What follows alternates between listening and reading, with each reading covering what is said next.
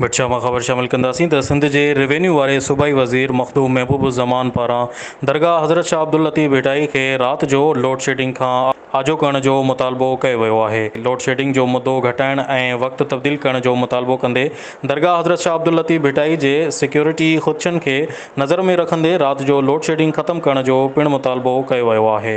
Revenue वारे वज़ीर मखदूम महबूब ज़मान Hesco chief खे सॼे ज़िले जे लोड शेडिंग जो नओं शेड्यूल तजवीज़ कयो। हेस्को चीफ पारां नए शेड्यूल ते अमल दरामद जो यकीन ॾियारियो वियो आहे। सिंध जे रेवेन्यू वारे वज़ीर चयो आहे त डिप्टी कमिश्नर मटियारी सैयद जवाद मुज़फ़र पारां पेश कयल रिपोर्ट मूजिबि हिन वक़्तु तालके मटियारी जे शहरी इलाइक़नि में 9 खां 12 कलाक ऐं ॿाहिराड़ी वारे इलाइक़नि में 12 खां 16 कलाक लोड शेडिंग सबबि आवाम सख़्त परेशानी जो शिकार आहे, जॾहिं त दरगाह हज़रत शाह अब्दुल लतीफ़ भिटाई रहमतुल्लाह अलैह जे हसासियत ऐं सिक्योरिटी ख़ुदशनि खे नज़र में रखंदे लोड शेडिंग खां आजो करार ॾियण जो मुतालबो कयो वियो आहे।